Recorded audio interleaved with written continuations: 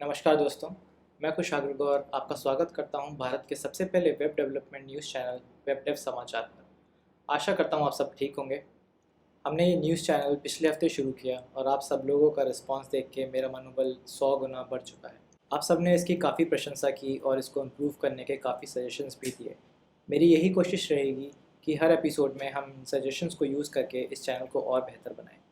अगर आप यहाँ पहली बार आए हैं तो इस चैनल को ज़रूर सब्सक्राइब करें और नोटिफिकेशन बेल को प्रेस करें ताकि हर बड़ी खबर की नोटिफिकेशन आप तक सबसे पहले पहुँचे। तो चलिए आज की खबरों की तरफ बढ़ते हैं।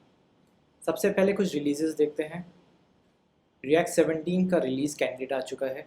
इस वर्जन में कुछ बड़े फीचर्स नहीं डाले गए हैं क्योंकि इस वर्जन में फोकस रखा गया है React को अपग्रेड करने में आसान बनाने के लिए। इसी के चलते जो इसमें बदलाव किया गया है वो है इवेंट डेलीगेशन का।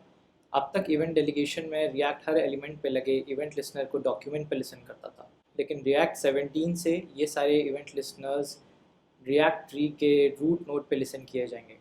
इससे फ़ायदा ये होगा कि React के मल्टीपल वर्जन के ट्रीज़ आप एक साथ यूज़ कर पाएंगे। उनके इवेंट डेलीगेशन सिस्टम आपस में कन्फ्लिक्ट नहीं करेंगे। इसमें अगला जो चेंज किया गया है उसे सुन के आप ज़रूर खुश होंगे।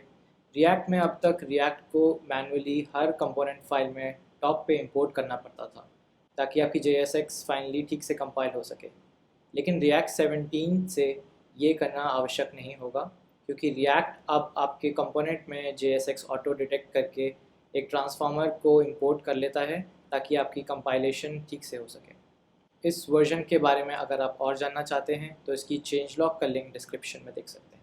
माइक्रोसॉफ्ट का प्लेराइट 1.4 रिलीज़ हो चुका है।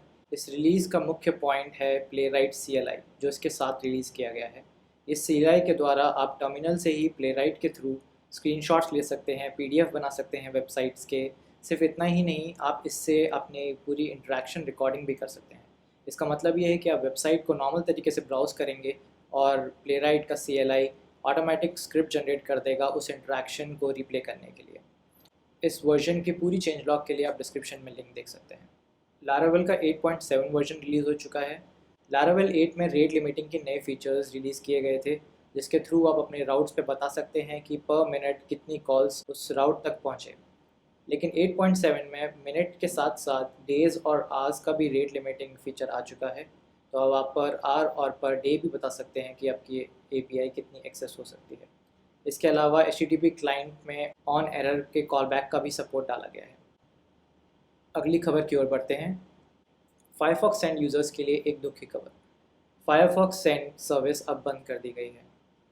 फायरफॉक्स सेंड मोज़िला की एक फ़ाइल शेयरिंग सर्विस थी। मोज़िला ने हाल ही में एक ब्लॉग पोस्ट रिलीज़ किया जिसमें ये उन्होंने कहा कि इस सर्विस का काफ़ी अब्यूज़ होने लग गया था। लोग इसे मैलवेयर और फिशिंग अटैक्स के लिए यूज़ करने लगे थे। इसी के चलते इस सर्विस को बंद कर दिया गया है। अक्टूबर का महीना डेवलपर्स के लिए काफ़ी खास होता है क्योंकि इस महीने होता है हैक्टोबरफेस्ट। हैक्टोबरफेस्ट एक 30 डे चैलेंज होता है जिसमें डेवलपर्स ओपन सोर्स प्रोजेक्ट्स पे कंट्रीब्यूट करते हैं और अगर 4 या उससे ज़्यादा वो PR कंट्रीब्यूट करते हैं तो उन्हें डिजिटल ओशन फ्री टी-शर्ट और कुछ स्टिकर्स भेजता है। लेकिन इस साल काफ़ी प्रोजेक्ट मेंटेनर्स ने ये रिपोर्ट किया कि उनके प्रोजेक्ट पे काफ़ी PRs खुल रही थी जिसमें अननेसेसरी चेंजेस थे। डेवलपर्स फ्री स्वैग के लिए इन प्रोजेक्ट्स पे जाके अननेसेसरी चेंजेस के साथ PR खोलते देखे गए। तो पहले तो मेरी आप सबसे उन डेवलपर्स से ये गुजारिश है कि ये हैक्टोबरफेस्ट आपके लिए और इन ओपन सोर्स प्रोजेक्ट्स के लिए बनाया गया था ताकि आप सीख सकें और इन प्रोजेक्ट्स पे मीनिंगफुल कंट्रीब्यूशन दे सकें। तो कृपया करके ऐसे PRs ना खोलें जिनके चेंजेस का कोई मतलब ही नहीं, जैसे हेडलाइन चेंज कर देना या स्टाइलिंग चेंज कर देना। इन चेंजेस का कोई फ़ायदा नहीं होगा। इससे हैक्टोबरफेस्ट का जो मोटिव है वो फुलफ़िल नहीं होगा। तो कृपया करके ये टाइप के चेंजेस ना करें। हालांकि ये सब देखते हुए डिजिटल ओशन ने एक कदम भी उठाया है। उन्होंने अब हैक्टोबरफेस्ट को ऑप्ट-इन ओनली बना दिया है। इसका मतलब ये है कि हैक्टोबरफेस्ट में वही प्रोजेक्ट्स माने जाएंगे जिन प्रोजेक्ट्स ने एक्सप्लिसिटली अपने आप को हैक्टोबरफेस्ट में ऑप्ट-इन किया है, इंक्लूड किया है। प्रोजेक्ट्स अपने आप को हैक्टोबरफेस्ट में इंक्लूड करा सकते हैं हैक्टोबरफेस्ट का एक टॉपिक डाल के अपनी रेपो पे। हैक्टोबरफेस्ट की इस अपडेट से रिलेटेड अगर आप और इन्फॉर्मेशन चाहते हैं तो इसका ब्लॉग आर्टिकल लिंक डिस्क्रिप्शन में देख सकते हैं। अक्टूबर की बात करें तो लिन फिशर नाम की एक डेवलपर ने एक और नया चैलेंज शुरू किया है जिसका नाम है डिफ्टोबर। लिन फिशर इंटरनेट पे काफ़ी जानी मानी है अपनी सिंगल डिव और सीएसएस से बनाए गए आर्ट पीसेस के लिए। डिफ्टोबर एक ऐसा ही चैलेंज है जिसमें एक डिव एलिमेंट और सीएसएस यूज़ करके आपको रोज़ 30 डेज़ तक कुछ ना कुछ बनाना होता है। अगर आप दूसरों के बनाए हुए डिफ्टोबर आर्ट पीसेस को देखना चाहते हैं तो आप ट्विटर पे #डिफ्टोबर भी फॉलो कर सकते हैं। अब आपको बताना चाहेंगे एक प्रोजेक्ट के बारे में जिसका नाम है react area. React area Adobe का ओपन सोर्स प्रोजेक्ट है। ये प्रोजेक्ट आपको हुक्स के थ्रू कुछ यूआई प्रिमिटिव्स देता है जिससे कि आप एक्सेसिबल कंपोनेंट्स बहुत आसानी से बना सकते हैं। इस प्रोजेक्ट का फ़ायदा ये है कि आपको कंपोनेंट के लॉजिक और एक्सेसिबिलिटी पे ध्यान नहीं देना पड़ेगा और आप अपने स्टाइलिंग और डिज़ाइन पे ज़्यादा फोकस कर सकते हैं। अगर आपने डाउनशिफ्ट जेएस का नाम सुना है, ये कुछ उसके तरह है। डाउनशिफ्ट जहाँ सिर्फ ड्रॉप डाउन और सेलेक्ट बॉक्सेस के लिए है, रिएक्ट एरिया आपको सभी कंपोनेंट्स बनाने के हुक्स देता है।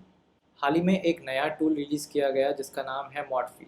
ये एक वीडियो एडिटिंग टूल है जो कि एक आपको वेब इंटरफेस देता है अपने वीडियोस मॉडिफाई करने के लिए। आप इसके थ्रू अपने वीडियोस को ट्रिम कर सकते हैं, कट कर सकते हैं, कंबाइन कर सकते हैं, उसका एस्पेक्ट रेशियो चेंज कर सकते हैं और बहुत कुछ। इसकी खासियत ये है कि ये प्राइवेसी फोकस्ड है, मतलब इसको यूज़ करते वक्त आपको अपने वीडियोस किसी सर्वर पे अपलोड करने की कोई आवश्यकता नहीं है। ये पूरा का पूरा ऐप आपके वेब ब्राउज़र पे चलता है और प्रोसेसिंग भी वेब ब्राउज़र पे होती है। इसका मतलब ये भी है कि वीडियो अपलोड करने के लिए जो टाइम लगता है और जो डेटा यूज़ होता है वो भी आपका बचेगा। इस प्रोजेक्ट का लिंक आप डिस्क्रिप्शन में देख सकते हैं। आइए अब कुछ टर्मिनल यूटिलिटीज़ देखते हैं। डफ नाम का एक टर्मिनल ऐप रिलीज़ किया गया। डफ एस्टॉप की तरह काम करता है बट ये आपको डिस्क यूसेजेस बताता है। तो अगर आप जानना चाहते हैं कि आपकी डिस्क की क्या यूसेज है या फिर आपके डिस्क पे कौन सी चीज़ है जो बहुत ज़्यादा स्पेस ले रही है, आप इसका यूज़ कर सकते हैं और आसानी से अपनी डिस्क स्पेस देख सकते हैं। डेवयूटल्स नाम का एक ऐप रिलीज़ किया गया। ये एक डेस्कटॉप ऐप है। इस ऐप में आपको काफ़ी सारी छोटी छोटी यूटिलिटीज़ मिलती हैं जो वेब डेवलपर्स जनरली यूज़ करते हैं, जैसे कि यूआरएल को इनकोड डिकोड करना या फिर जेसॉन को फॉर्मेट वैलिडेट करना, क्वेरी स्ट्रिंग पास करना और ऐसी काफ़ी सारी छोटी चीज़ें। ये एक डेस्कटॉप ऐप है जिसकी प्री बिल्ट बाइनरी आप $9 में ख़रीद सकते हैं या फिर खुद अपने सिस्टम पे बिल्ड कर सकते हैं। क्रोम डेव टूल्स में रिसेंटली विजुअल डेफिशिएंसीज एमुलेट करने का फीचर रिलीज़ किया गया। इंटरनेट के काफ़ी सारे यूज़र्स को बहुत टाइप की कलर ब्लाइंडनेस होती हैं और काफ़ी लोगों की विजन ब्लर होती है। अब आप क्रोम डेव टूल्स के थ्रू इन सारी विजुअल डेफिशिएंसीज को एमुलेट करके अपनी वेबसाइट को और भी ज़्यादा एक्सेसिबल बना सकते हैं ऐसे लोगों के लिए। ये फ़ीचर क्रोम डेव टूल्स के रेंडरिंग टैब से एक्सेस किया जा सकता है। अगर आप इसके बारे में और जानना चाहते हैं तो गूगल डेवलपर आईडी ओस्मानी ने इस पे एक बहुत ही अच्छा आर्टिकल लिखा है जिसका लिंक आप डिस्क्रिप्शन में देख सकते हैं। अब हम चलते हैं एपिसोड के आखिरी भाग में जिसका नाम है बहुत सही। अगर आप डिज़ाइनर या फ्रंट एंड डेवलपर हैं तो आपको डिज़ाइन हैंड ऑफ एक प्रोसेस के बारे में ज़रूर पता होगा। इस प्रोसेस में designs finally front end developers को हैंड ऑफ की जाती हैं ताकि वो उस पर इम्प्लीमेंटेशन स्टार्ट कर सकें। इस प्रोसेस में हमेशा से एक इशू रहा है कि डिज़ाइनर्स और डेवलपर्स अलग अलग सॉफ्टवेयर्स में काम करते हैं, अलग अलग चीज़ों के बेस पे।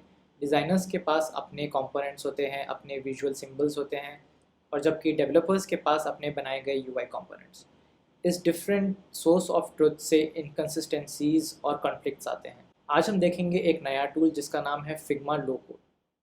फिग्मा लो कोड एक टूल है जिसके through front end developers directly Figma से अपना यूआई क्रिएट कर सकते हैं बिना किसी कोड को लिखे।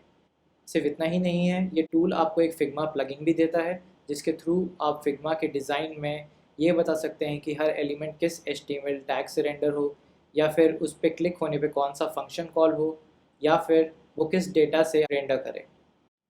फ़िलहाल ये टूल सिर्फ Vue.js सपोर्ट करता है। इस टूल को यूज़ करके फिग्मा की जो डिज़ाइन फाइल है वो एक सिंगल सोर्स ऑफ ट्रुथ बन जाती है डिज़ाइनर्स और डेवलपर्स दोनों के लिए। डेवलपर्स सिर्फ फिग्मा के डिज़ाइन को इंपोर्ट करके उसको यूआई में कन्वर्ट कर सकते हैं जो कि बिल्कुल इंटरैक्टिव भी होगा। ये एक ओपन सोर्स प्रोजेक्ट है। अगर आप इसको ट्राई आउट करना चाहते हैं, एक्सप्लोर करना चाहते हैं तो इसकी गिटहब लिंक डिस्क्रिप्शन में है। इस एपिसोड में सिर्फ इतना ही।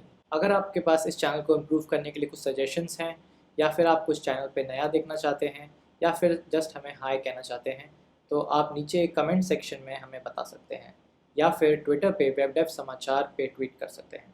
इस चैनल को ज़रूर सब्सक्राइब कर लें और अपने फ्रेंड्स के साथ ज़रूर शेयर करें। हम और आप मिलेंगे अगले एपिसोड में अगले वेडनेसडे। तब तक कीप क्रिएटिंग। जय हिंद।